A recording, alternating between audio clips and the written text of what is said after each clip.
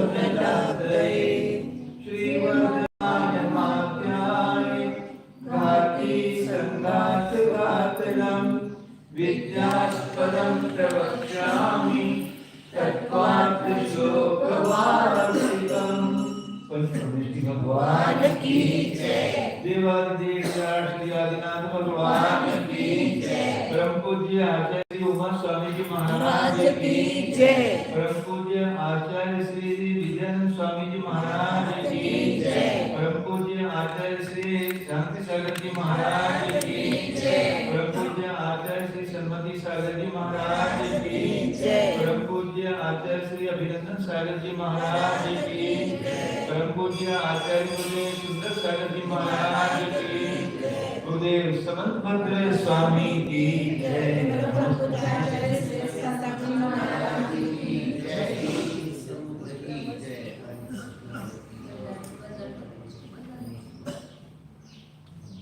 चार सौ 98 पेज है। सैकड़ों सैकड़ों दर्पण आचार्य बता रहे हैं। सैकड़ों दर्पणों में से संभवतः कोई एक दर्पण ही शुद्ध होता होगा जो कि प्रतिबिंब पदार्थ को ठीक ठीक प्रतिबिंब लेता हो। इसके विपरीत इस दर्पण में लंबा, किसी में चौड़ा, किसी में पीला, किसी में लाल इत्यादि विकृत रूप से मुख दिखते हैं। दो बातें सिद्ध करें ना, अप्रमाण में भी प्रमाणता कैसी है, प्रमाण में भी अप्रमाणता कैसी है, ये सिद्ध करें। तो प्रमाण में भी अप्रमाणता कैसी है उसका सब उदाहरण चलते हैं। तो केवल ज्ञान में भी उन्होंने बताया ना, क्या केवल ज्ञान की विषयता सिंधुजन प्रत्यक्ष की विषयता अलग अलग है। तो केवल ज्ञान में भी वो जो वो तो पूरा प्रमाण ही है, लेकिन उसमें भी उन्होंने एक ये बताया ना कि रसनेन्द्रिय में प्रत्येक जैसे लड्डू का स्वाद अनुभव आता है, वैसे केवल ज्ञान से नहीं आता है।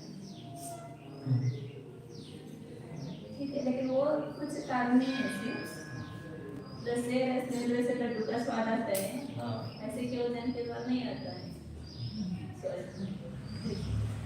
लेकिन वो कोई जानने का जरूर, पर जो रसनेन्द्रिय का स्वाद ले रहा है कि वैसा कोई जन नहीं है, स्वाद नहीं लेगा उसका। हाँ, स्वाद लेगा तो फिर दोस्त लेगा। हाँ, तो इसका दर्पण का बता है, प्रत्येक दर्पण शुद्ध ही हो ये आवश्यक नहीं है। शुद्ध प्रतिबिंब सभी दर्पण में नहीं आता है, ऐसा बहुत कम ही दर्पण होगा कि पूरा जैसा का वैसा प्रतिबिंबित हो। दर्पण तो बहुत होते हैं और उसमें कहीं कुछ न कुछ खोट होता है, तो जिसमें चेहरा सही नहीं दिखाई देता। कई दर्पण तो विशेष बनाए जाते हैं ना, छोटे मोटे बौने भी दिखाई देंगे, बड़े भी दिखाई देंगे।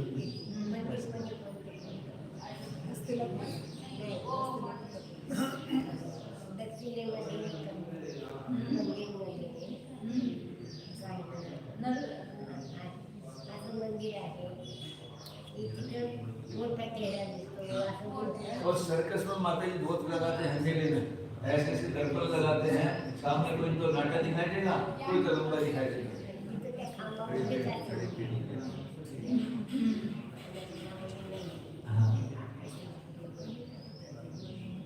इसी तरह बालक, कुमार, युवा, वृद्ध, बीमार, निर्बल, सबल, घी खाने वाला, सूखा खाने वाला, बैल, वृद्ध, बिल्ली, उल्लू आदि जीवों की आंखों में भी प्रतिबिंब पड़ने का अवश्य अंतर होगा। यदि ऐसा न होता तो भिन्न भिन्न नंबरों के चश्मे अनेक तादृश मनुष्यों को क्यों अनुकूल पड़ते हैं? बताओ, मोतिया बिंदु रोग वाले का चश्मा किसी निरोग विद्यार्थी को उपयुक्त नहीं होता है। बात यह है कि पदार्थों के ठीक ठीक लंबाई, चौड़ाई, रंग और विन्यास का चाहे जिसकी आंखों से यथार्थ निर्णय होना कठिन है। सोचते हैं कि चश्मे से जो ये शब्द देख रहे हैं इतने मोटे थोड़ी है, इतने छोटे मोटे। इधर सभी बालक वृद्ध रोगी अपने अपने ज्ञान को ठीक मान बैठे हैं। बड़े मोटे अंतर के देखने पर तो बाधाएं उपस्थित करते हैं, परंतु छोटे अंतरों पर तो किसी का लक्ष्य भी नहीं पहुंच पाता है। यदि हम केवल वृक्ष या शुक्ल वस्त्र अथवा मुख का ही ज्ञान कर लें तो ठीक भी था, किंतु आंखों को बुरी आदतें पड़ी हुई हैं। अंट संट सद्भूत असद्भूत विशेषणों का अवगाह कर चट विशिष्ट बुद्धियों को बुझा देती है। चाक्षुष प्रत्यक्ष में उन लंबाई चौड़ाई रंग चपटापन आदि अवास्तविक मूल्य अंशों का भी प्रतिभास हो चुका है, जो कि यथार्थ नहीं है। यही ढंग रचना इंद्रिय में भी समझ लेना। अधिक भूख लगने पर जो घेवर का स्वाद आता है वह तृप्त होने पर नहीं। उस एक ही पदार्थ को खाते खाते मध्य में स्वाद लेने की अनेक न्यारी न्यारी अवस्थाएं गुजरती हैं। एक तोले वजन वाले मोटे कोर के मात्र ऊपरले कागज समान पतले भाग का ही जिह्वा से स्वाद आता है। बहु भाग तो यूं ही गटक कर पेट में ढकेल दिया करता है। रंधे हुए ऊपर नीचे लग रहे 500 चावलों के कोल में कतिपय स्वाद है, किंतु सैकड़ों परतों वाले चावल की प्रत्येक परत का स्वाद भी न्यारा है। रंधे ऊपर नीचे लग रहे उबाले हमारे चल नहीं बोलते। सब्जी डालने लो, सब्जी ऐसा पूरा ग्लास लिया। हाँ, तो 500 चावलों का एक ग्लास हो गया। हाँ, तो उसमें अलग अलग मतलब ये होता है, बीच के चावल का स्वाद भी नहीं आता, तो ऐसे निकल ले जाते हैं। हाँ। यों सूक्ष्मता से विचारने पर एक ही वस्तु में भिन्न भिन्न परिस्थिति के हो जाने पर दसों प्रकार के स्वाद अनुभूत हो रहे हैं। पेड़ा खाने के पीछे सेब फल का वैसा मीठा स्वाद नहीं आता है जैसा कि पेड़ा खाने के पहले आ सकता है। भले ही मीठे वस्तु पर मीठी वस्तु से तो वैसा होगा। पेड़ा खाकर क्या इसका मीठा रंग तो मीठा क्या करें, पेड़ा खाने के पहले स्वाद आ सकता है। भले ही जीभ को खुरच लिया जाए, इतना साफ कर लो। बहुत से पुरुषों का कहना है कि बाल्यावस्था में फल दुग्ध चणक मिष्टान आदि के जैसे स्वाद आते थे वैसे युवावस्था में आते ही नहीं है। कुमार अवस्था के से स्वाद बूढ़ेपन में नहीं मिलते हैं। यद्यपि उस अवस्था की लार दांतों से पीसना चबाना उदर अग्नि संदीपन बुभुक्षा आदि से भी स्वाद लेने में अंतर पड़ जाता है। फिर भी कहना यही है कि फल आदि के ठीक रस का ज्ञान इस अवस्था में हुआ था, तो समझाओ।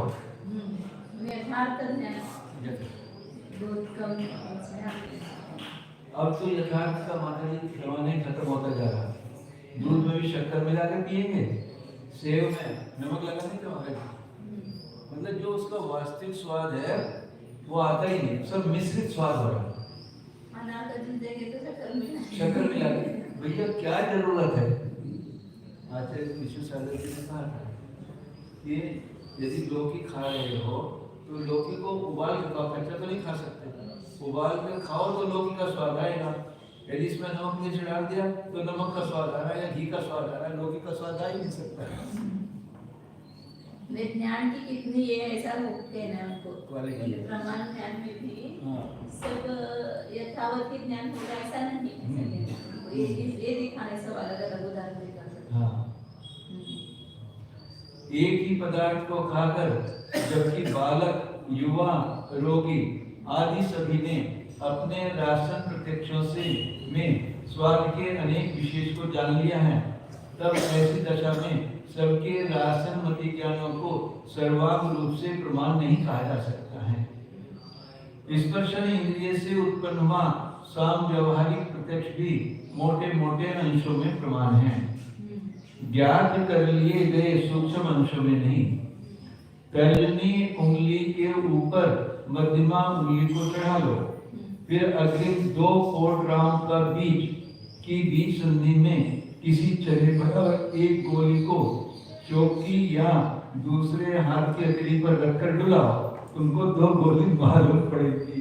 करते थे ना, इसको यूं कर लिया और एक गोली यहाँ पे रखो और इसको घुमाओ तो आपको 1 नहीं 2 लगेगी। अब यहाँ घुमाओगे तो उसको 2 लगेगी। 2 उंगली है ना, बराबर उसका सीधी से करेंगे, घुमा के देखो यहाँ पे है हमारे पास। हाथ में कुछ नहीं है लेकिन सब लग रहा है पूरा, ये सब यहाँ इसको हाथ लगाया ना, अब यहाँ पर पूरे हाथ में इसको लग रहा है, साइड में लग रहा है नहीं वहाँ पर, फिर भी लग रहा है, पूरा लग रहा है।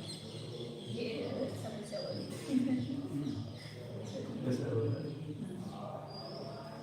मतलब ज्ञान किसको प्रमाण थे? कोई भी ज्ञान ऐसा नहीं है कि पुराण का प्रमाण ऐसा नहीं। हम लोगों को आपेक्षिक ज्ञान अधिक होते हैं। ज्वरी पुरुष को वैद्य का शरीर शीतल प्रतीत होता है, जबकि वैद्य को ज्वरी का हाथ उष्ण निगात हो रहा है। रात को व्रती करने आएंगे, उनका हाथ हमें ठंडा लगेगा क्योंकि बाहर से आ रहे, और वो कहेंगे महाराज जी आपको बहुत गर्म लग रहा है। ठंडे पानी में अंगुली डालकर कुछ उष्ण जल में अंगुली डाल देने से उष्ण स्पर्श का विभास होता है।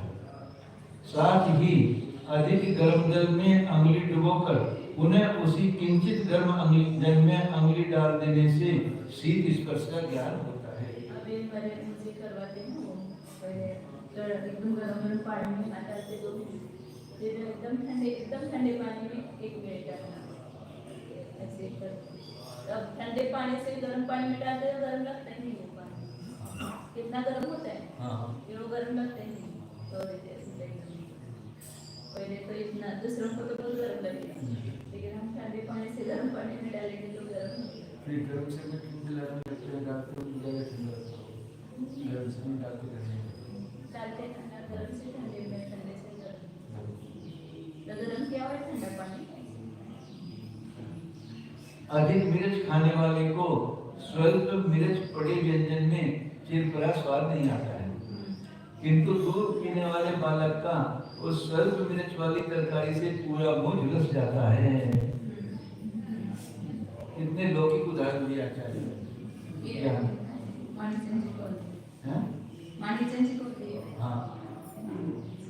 हम लोगों के शरीर में अंतरंग बहिरंग कारणों से पदार्थ के स्पर्श को जानने की न्यारी न्यारी परिणतियां होती रहती हैं। कहना तो यही है कि किस समय की परिणति से संबंधित वस्तु के स्पर्श को ठीक ठीक जान लिया है, इसका निर्णायक उपाय हमारे पास नहीं है। घ्राण इंद्रिय जन्य ज्ञान में भी यही टंटा लगा हुआ रहा है। दूसरे से समीप, दूर से समीप से और अतिशय निकट से उसी गंध का ज्ञान होने में जो विशेषताएं बिना बुलाए अंट सत्य जल रही हैं, वे अयथार्थ ज्ञानांश हो रही उस अवयवी ज्ञान की प्रामाणिकता में टोटा डाल देती हैं। एक गंध द्रव्य में नाना व्यक्तियों को भिन्न भिन्न प्रकार की वासें आ रही हैं। श्लेष्म रोगी को तो गंध ज्ञान में बहुत चूक हो जाती है। आती नहीं, और किसी पुरुषों को कोई पुरुष तो हींगड़ा, काला नमक, लहसुन, मूरा आदि की गंधों में सुगंध या दुर्गंध पदे का ही निर्णय अपने विचार अनुसार कर बैठे हैं। किसी को कौन सा वस्तु अच्छा लगता है तो सुगंध हो इसलिए लगाते, वो किसी को भाता है। हाँ, पानी डालते हम तो लहसुन का वास ही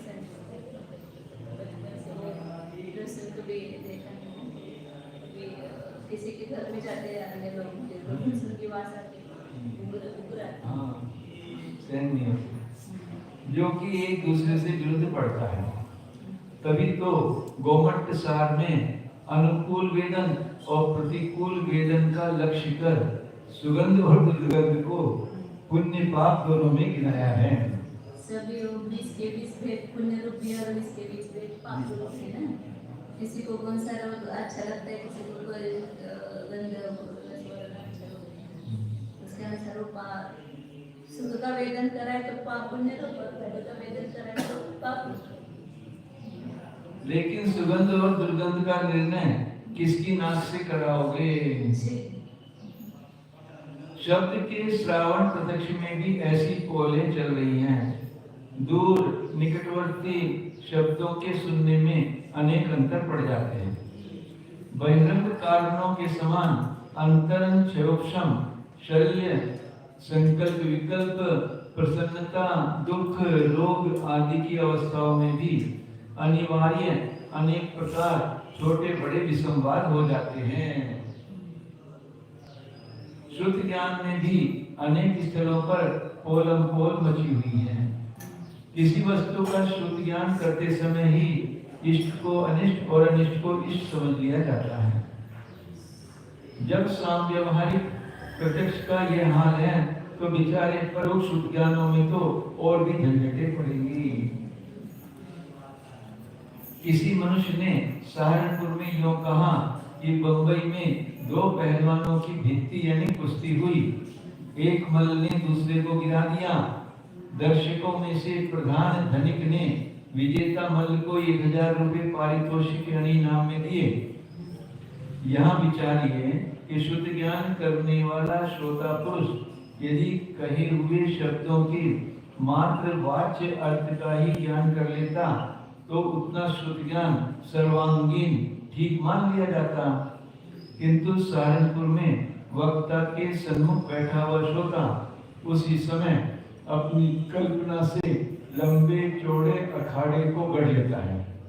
एक मल्ल को काला दूसरे को गोरा मान लेता है। दर्शक लोग कुर्सी पर बैठे हुए हैं, कोट पतलून पगड़ी अंगरखा आदि पहने हुए हैं। प्रधान पुरुष रत्नों के अलंकारों से मंडित हो रहा मध्य में सिंहासन पर बैठा हुआ है। 1000 रुपयों में 100 रुपए के 10 नोट थे।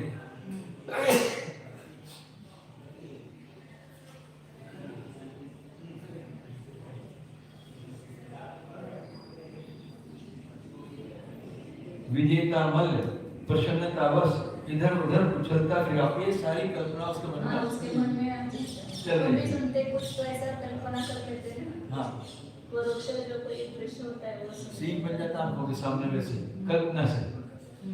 और 100 के नोट लेकर बड़ा खुश हो रहा होगा जिसको 1000 मिले होंगे।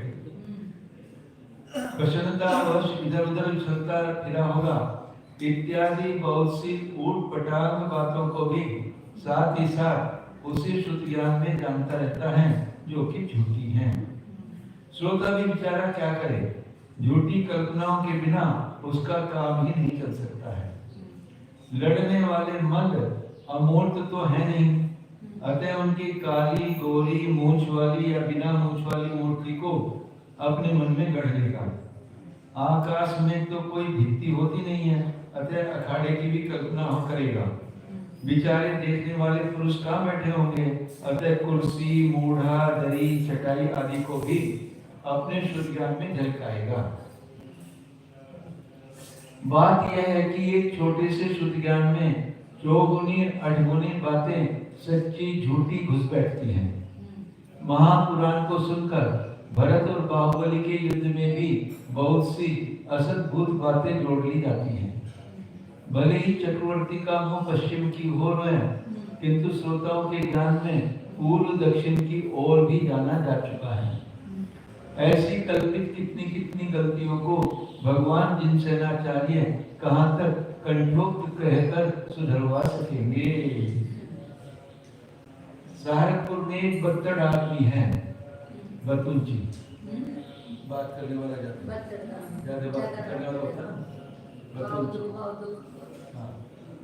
उसको जरा सा छेड़ देने पर घंटों तक कानों को चैन नहीं लेने देता। प्रत्येक शहर में 1-2 आदमी और प्रत्येक मोहल्ले में 2-4 स्त्रियां ऐसी होती होंगी। होती होंगी जो बातें करती करती नहीं अघाती हैं। वे तुम कहाँ से आ रहे हो इतना प्रश्न करते ही अपना अत्यावश्यक कार्य छोड़कर भी खाने पीने अदालत सुनार मकान आदि की बातें बनाकर आकाश पातालीय गुलाबे जोड़कर दिमाग खाली करते थे। एक दिन उन गप्पाष्टकी महाशय ने मुझसे जयजनित किया। मैंने शिष्टावत उनसे आप अच्छे हैं ऐसा प्रश्न कर दिया। इतने कहने पर ही उन्होंने अपना व्याख्यान शुरू कर दिया। ऐसे जीव अपना हर्जा उठाकर या सुनने वाले को कुछ घूस देकर भी अपनी बातें सुनाने की खुजली मिटाने के लिए उत्सुक रहा करते हैं। मुझको विद्यालय जाने की जल्दी पड़ रही थी, किंतु बावजूद महाशय की व्यर्थ बाधारा कदम अभी नहीं छूटी। वहीं एक दूसरे मेरे मिलने वाले ने चुपके से कहा कि आपने कहा बर्रों के छत्ते पर हाथ डाल दिया। बर्रे होते ना जो काट खाती है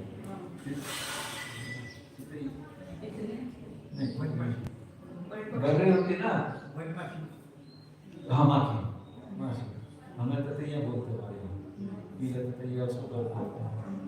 कहा तुमने बर्रे के छत्तों में हाथ डाल दिया।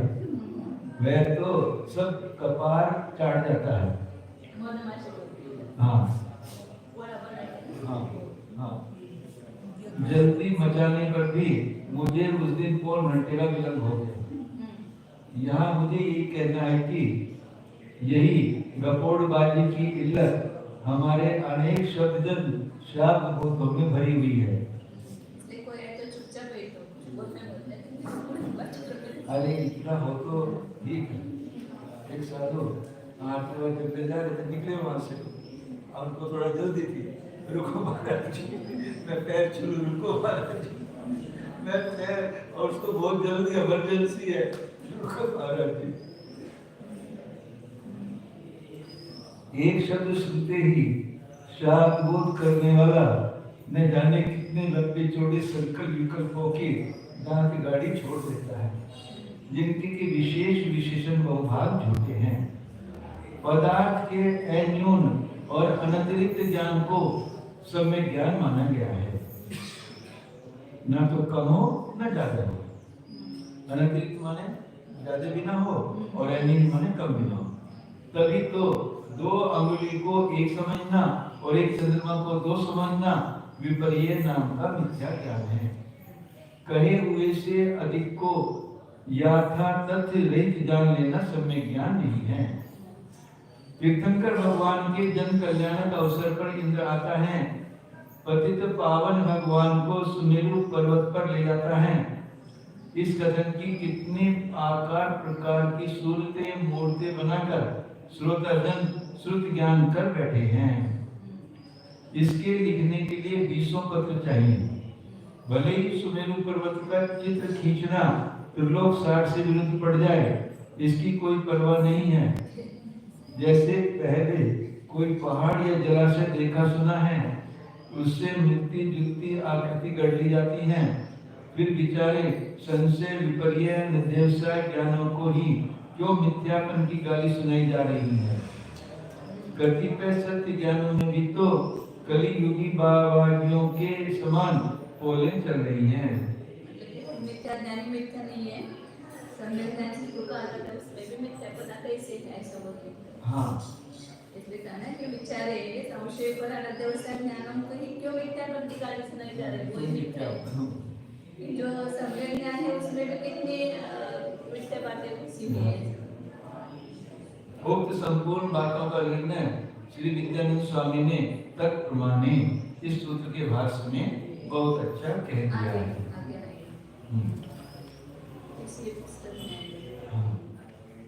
प्रमाण व्यवहारस्तु भूय संवादम आश्रितः गंध द्रव्यादिवत् भूयो विसंवादम तदन्यथा। प्रमाण व्यवहारस्तु भूय संवादम, प्रमाण का जो व्यवहार है वो पुनः संवाद का आश्रय लिया हुआ है। जहाँ पर संवाद होता है, समीचीन वाद होता है, वहाँ पर प्रमाण का व्यवहार होता है। और जहाँ पर गंधद्रव्यादिवत भूय विसंवादम तदन्यथा, उससे उल्टा जो है वो भी संवाद का आश्रय लिया हुआ है, वहाँ पर तो प्रमाण व्यवहार नहीं है।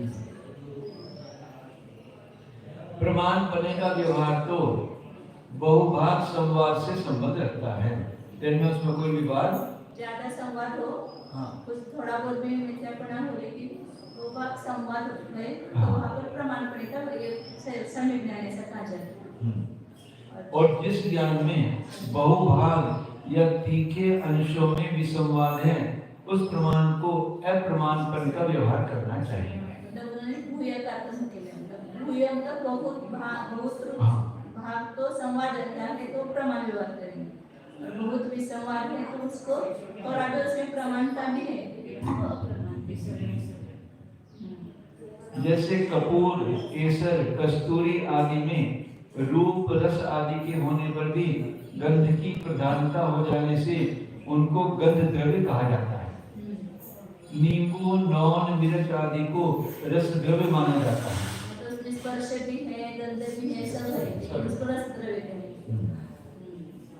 और कपूर आदि को गंध द्रव्य, बाकी के सभी गुण उसमें है। उसी प्रकार बहुभाग या तीक्ष्ण प्रमाणपन के अंश पाए जाने से समीचीन ज्ञान को प्रमाण कह दिया जाता है। मति आदि ज्ञानों में भी संवाद के अनुसार जितनी प्रमाणता बाट में आए उतनी संतोष पूर्वक ले लो। अधिक के लिए हाथ पसारना अन्याय है।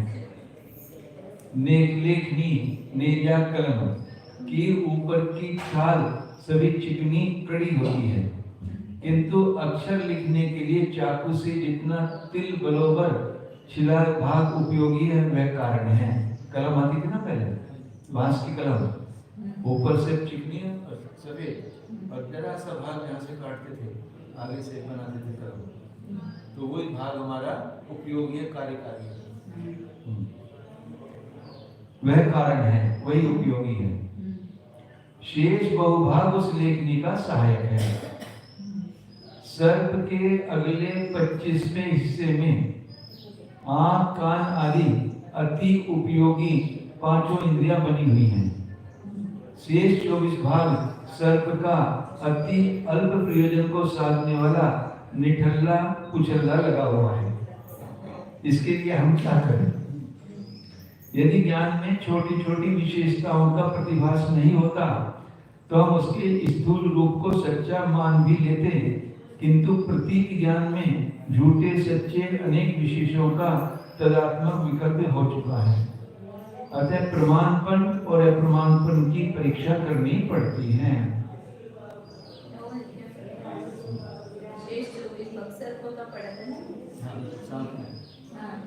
बहुत बड़ा सांप है, उसके अगले जो थोड़ा सा हिस्सा उसमें पांचों इंद्रियां बनी हुई हैं, कोई कार्यकारी है, बाकी सब तो कुचल्ला लगा हुआ है। जो उसका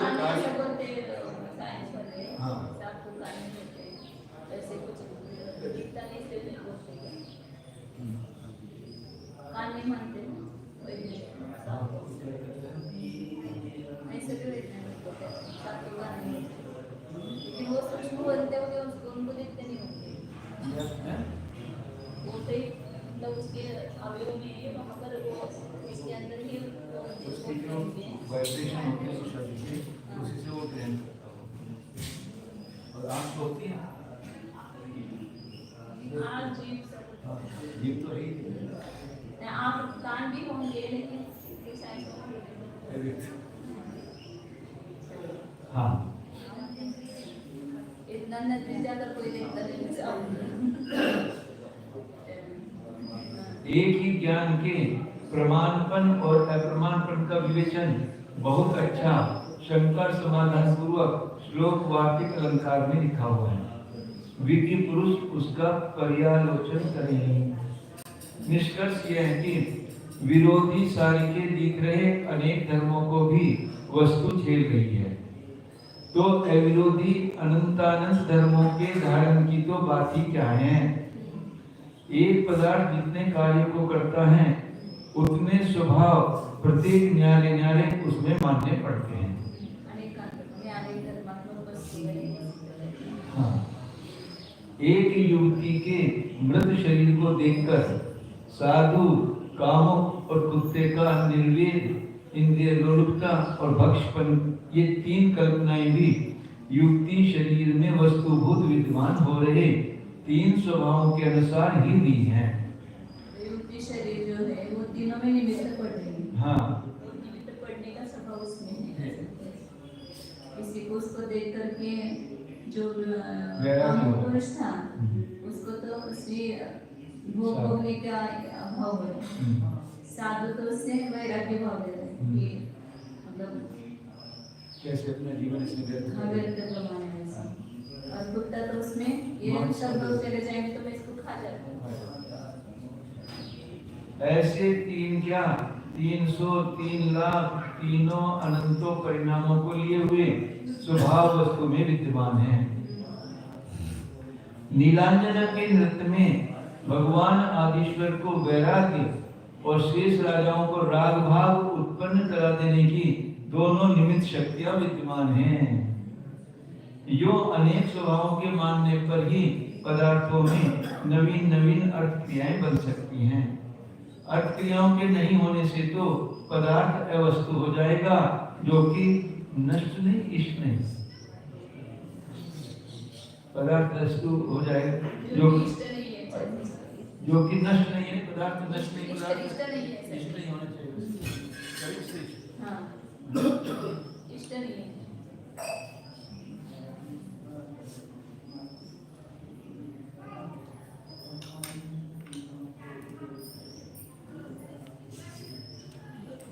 मुख से जितने लाखों करोड़ों प्रकार के शब्द निकलते हैं, कंठ, तालु आदि में हर्ष, दीर्घ, प्लुत, उदात्त, अनुदात्त आदि को बनाने की अनेक शक्तियां माननी पड़ेगी। व्याकरण शास्त्र के अनुसार अवर्ण के भले ही 18 भेद हों, किंतु संगीत शास्त्र अनुसार अवर्ण के सा, रे, ग, म, प, ध, नि, यो, निषाद, ऋषभ आदि के मंद, मंदतर, मंदतम भेदों की विवक्षा से सैकड़ों भेद हो जाते हैं। बीच बीच में श्वास लेने से भी शब्द के उच्चारण में अंतर पड़ जाता है। कई दिनों तक भी श्वासोच्छ्वास नहीं लेने वाले देवों के यहाँ तो अवर्ण के हजारों भेद हो जाते हैं। बात ये कहना है कि इन कार्यों के संपादन की न्यारी न्यारी शक्तियां तालु आदि में माननी पड़ेगी।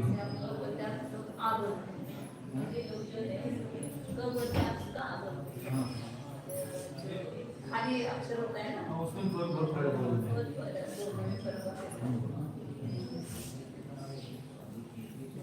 खेत की एक डली मिट्टी लाखों वनस्पतियों की उपजाने की शक्ति रखती है।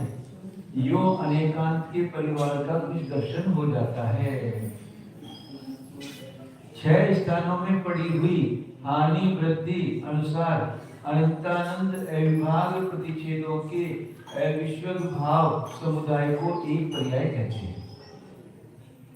काल त्रयवर्ती अनंतानंद पर्यायों का ऊर्ध्वांश समुदाय एक गुण है।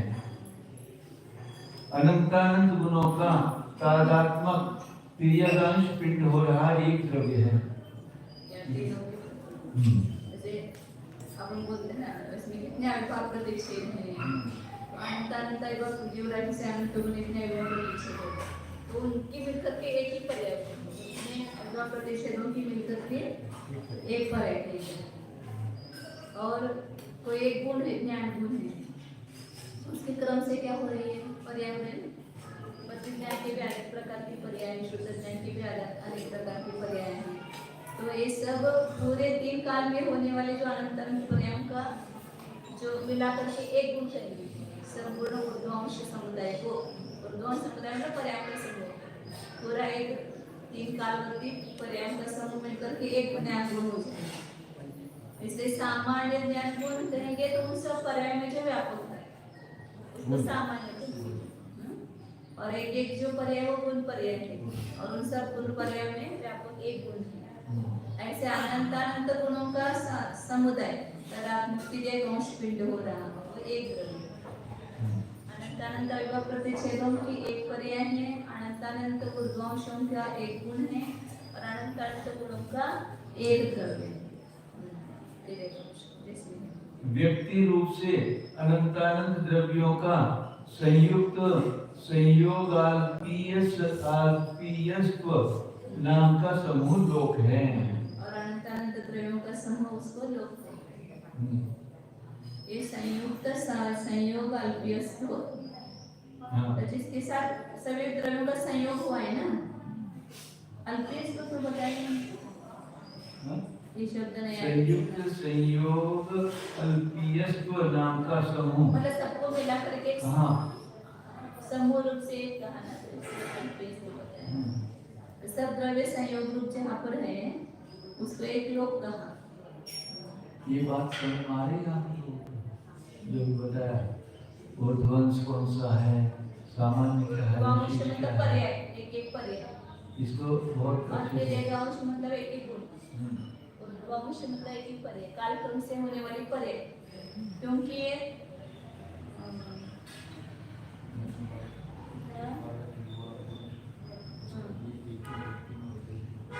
एक व्यक्ति में पहले तो छोटा था, शिशु था, फिर बालक हो गया, फिर तरुण हो गया, फिर प्रौढ़ हो गया, बूढ़ा हो गया, तो ये सब पर्याय इसको कहेंगे ऊर्ध्वंश। कालक्रम से हो रहे ना, कालक्रम से हो रहे से उसको ऊर्ध्वंश बोलते हैं। और एक ही समय से में जो विस्तार होते हैं उसको तिर्यकांश कहते हैं। जैसे एक ही द्रव्य है उसमें ज्ञान गुण वे दर्शन चारित्र्य सुख वीर्य है, वो एक ही समय में है ना सभी गुण, एक ही समय में रहने वाले सभी गुणों को तिर्यकांश कहते हैं और कालक्रम से होने वाली उसकी पर्यायों को ऊर्ध्वंश कहते हैं। मतलब ऊर्ध्वता सामान्य और तिर्यक सामान्य, सभी पर्यायों में भी आपको एक देखा उसको ऊर्ध्वता सामान्य कहा। सभी गुणों में या जब वो स्थूल रूप से लेते तो अनेक पदार्थों में भी तिर्यक सामान्य कहते हैं। जैसे गो, सब 10 गाय है तो सभी में गो बना, तो एक एक गाय होगी तिर्यक अंश और उन सब में पाया जाने वाला एक तिर्यक सामान्य गोत्व। ऐसे अपन सब मनुष्य है तो एक एक मनुष्य है वो तिर्यक अंश हो गए, तिर्यक विशेष हो गए, और उन सब में पाया जाने वाला मनुष्यत्व एक क्या हो गया तिर्यक सामान्य। एक वस्तु में सामान्य विशेषात्मक वस्तु है तो सामान्य के दो भेद के, ऊर्ध्वता सामान्य तिर्यक सामान्य, फिर विशेष के दो भेद के, वो भी ऊर्ध्वता विशेष और तिर्यक विशेष, इन सब का मिलाकर के एक पिंड बनाते हैं।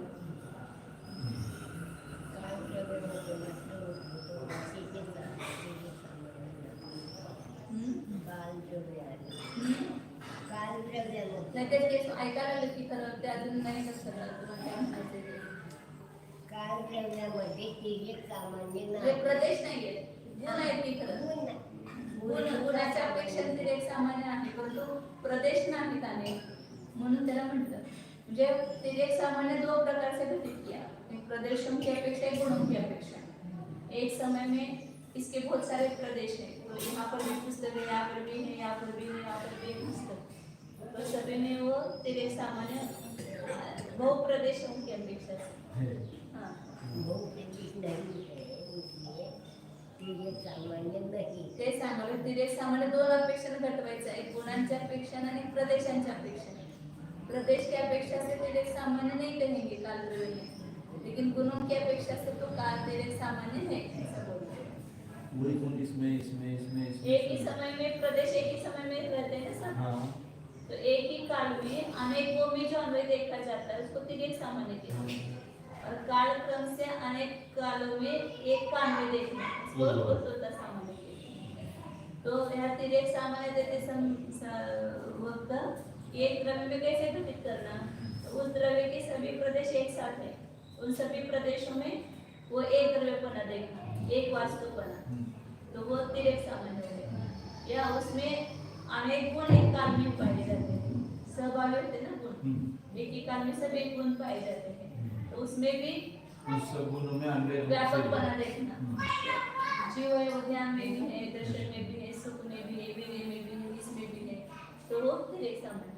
फिर एक सामान्य दो प्रकार से प्रदेशों की अपेक्षा गुणों के और पर्याय में जो अन्वय देखा जाता है वो उद्भूत सामान्य कालक्रम से होने वाले पर्याय से। एक बात यह और कहनी है कि परिस्थिति के वश पड़ा हुआ कोई धर्म अंतरंग बहिरंग कारणों के कारण विलक्षण स्वभाव को धार लेता है। अखंड ब्रह्मचारिणी सीता का ब्रह्मचर्य उसके 9 भंगों द्वारा पालन किए जाने से मनोचन का 9 भंग इनसे पालन किए जाने से अथवा सत्य अचौर्य आदि धर्मों के सहचार से संख्या गुना बढ़ गया था। एक जीव केवल ब्रह्मचारी है, दूसरा ब्रह्मचारी और सत्यव्रती है और तीसरा ब्रह्मचारी सत्यव्रती हो रहा अनेक आपत्तियों के पड़ने पर भी अपने धर्म से नहीं विचलित होता है। इनके उत्तरोत्तर प्रकृष्ट ब्रह्मचर्य गुणों में आनुषंगिक अनेक धर्मों का सद्भाव मानना पड़ेगा। एक ब्रह्मचर्य प्रतिमाधारी होता है, एक सामान्य ब्रह्मचर्य। जन्म कल्याण के समय इंद्र भगवान को देखता है और 1000 नेत्र से देखने पर भी परितृप्त नहीं होता है। यहाँ भी भावों में स्वभाव और उन स्वभावों में स्वभावांतर तथा स्वभावांतरों में अनेक न्यारे न्यारे धर्म और प्रविष्ट हो रहे हैं। इनमें उत्पाद ध्रुव पाए जाते हैं। तात्पर्य यह है कि जो जिस विषय का रीता यानी दरिद्री होता है वह उस पदार्थ को अनन्य चित्त होकर घंटों निरखता रहता है। अज्ञ श्रोता विचक्षण विद्वान के मुंह की ओर ताकता रह जाता है। पुत्र रहित सेठानी पुत्र सहित पिसनहारी की ओर ढूंढती रहती है। निर्धन मनुष्य सेठ को एकटक लगाकर देखता रहता है। इसी प्रकार निरोग को रोगी, रंडवा विवाहित को प्रजा, राजा को विधवा स्त्री सुहागिन को, निर्बल दांत वाला पोपला आदमी दृढ़ दांत वाले को तत्परता पूर्वक निरखते रहते हैं। प्रथम तो इंद्र के पुत्र ही नहीं है, दूसरे भगवान की वात्सल्य में बाल मूर्ति में वैराग्य, छटा और क्रोध उत्कंठित हो रही है। इंद्र के एक तो पुत्र नहीं, और जब भगवान को देखता है तो उसका उतना और बढ़ जाता है। जिन तीर्थंकर महाराज से असंख्यात जीवों का उद्धार होता है, एक भवतारी और वैराग्य का परम अभिलाषु सम्यक दृष्टि सोधर्मेंद्र उस शांत वैराग्य वात्सल्य लावण्य से भरपूर हो रहे जिनेंद्र मुख को निरखता रहता है। आत्मा के भाव मुख पर अवश्य आ जाते हैं। वक्रम भक्ति ही मानसम।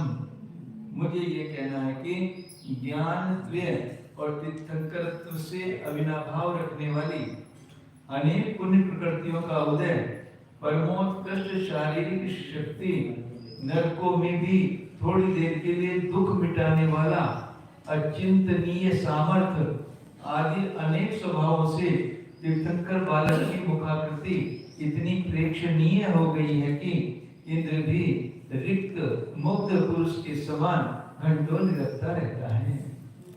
इसी प्रकार एक दोष के साथ दूसरे दोषों में भी कई धर्म पैदा हो जाते हैं।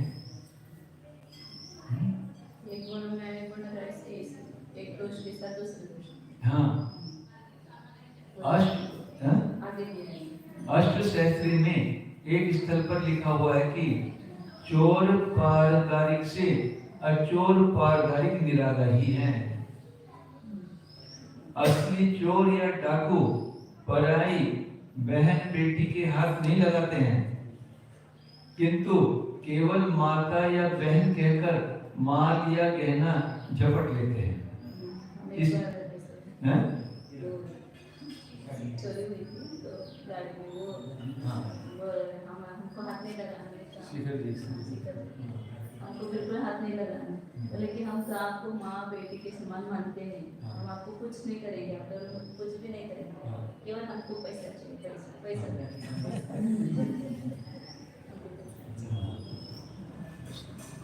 इसी प्रकार जघन्य परदारा से भी पुरुष पर स्त्री के माल या कहने को नहीं चुराता है, प्रत्युत स्वयं धन देता है। हाँ, कोई कोई जघन्य दोनों दोषों से लीन रहते हैं। चौथे प्रकार के सज्जन पुरुष दोनों दोषों से रहित हैं। जिस प्रकार एक गुण की आभा दूसरे गुण पर जाती है और एक दोष का प्रभाव अन्य दोषों पर प्रभाव कर जाता है, उसी प्रकार सांसारिक मनुष्यों में दोषों के प्रभाव गुणों पर और गुणों के प्रभाव दोषों पर भी आक्रांत हो जाते हैं। तभी तो मर्दो जीवो एदाचारस्य निश्चिता हिंसा। जीवो या मरो, यत्नाचार रहित प्रवर्तने वाले जीवों को हिंसा जरूर लगेगी।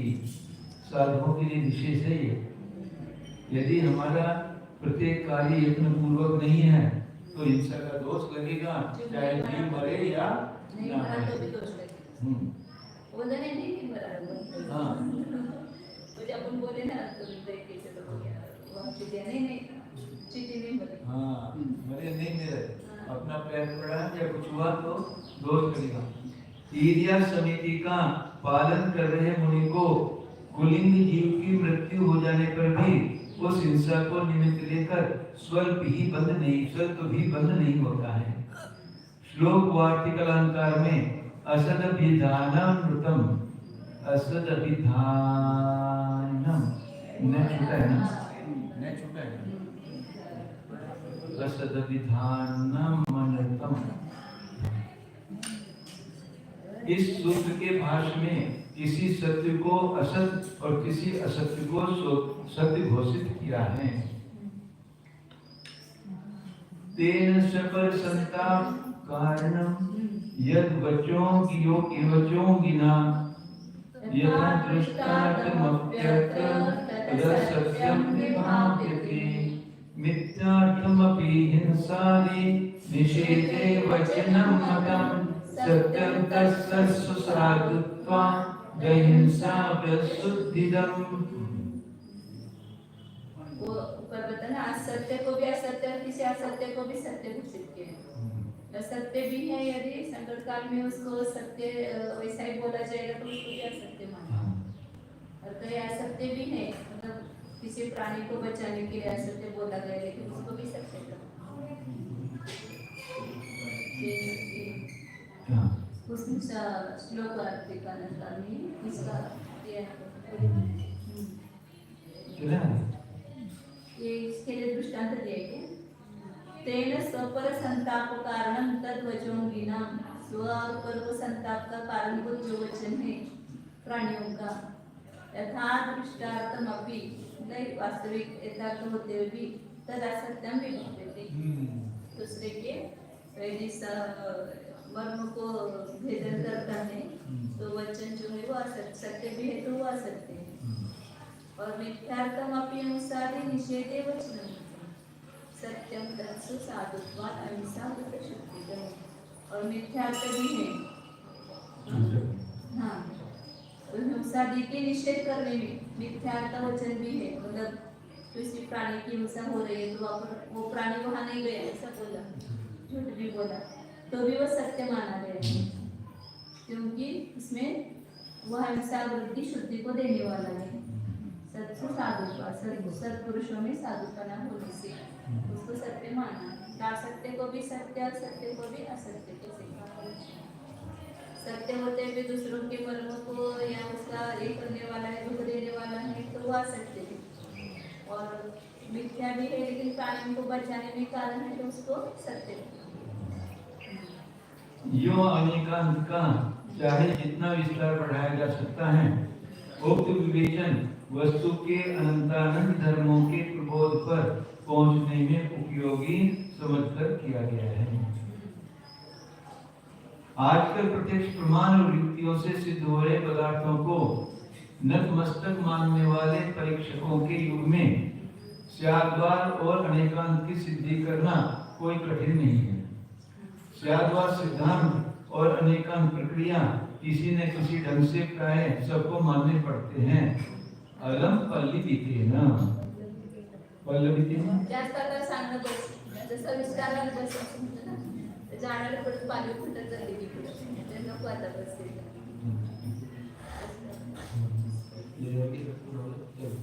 येत खाली बोल नाही.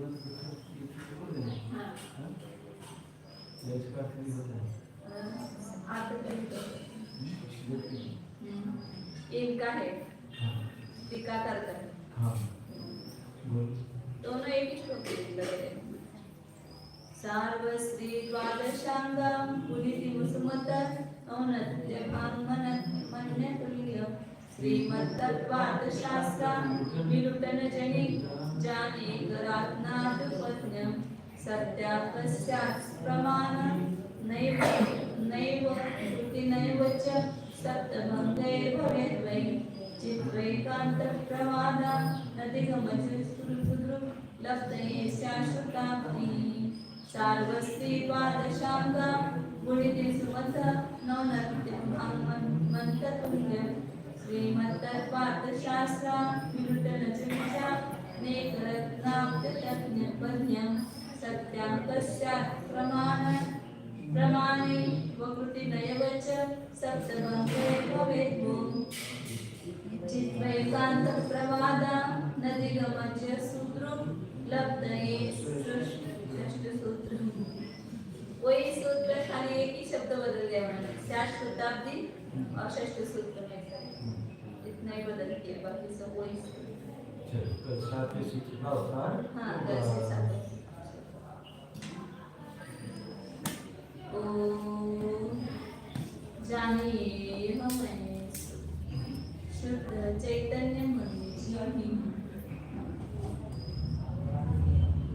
जानने वाले को जो भी जान रहा था, कौन जान रहा था? इसी शरीर के बीच जो न्यायिक रूप से ज्ञान रूप से विद्यमान है,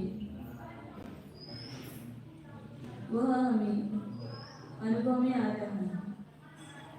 ज्ञान वस्तु दिखाई नहीं देती, ज्ञान वस्तु अनुभव में आती है। ऐसे इस ज्ञानमय आत्मा को मैं रूप से वेदन करूं, यह मैं हूं। ज्ञान के अलावा जो कुछ है वो मैं नहीं। शुद्ध न्यायक स्वरूप तंकोत्तीर्ण न्यायक स्वरूप उपयोग स्वरूप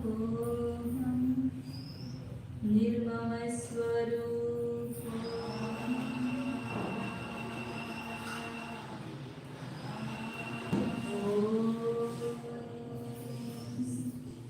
शुद्ध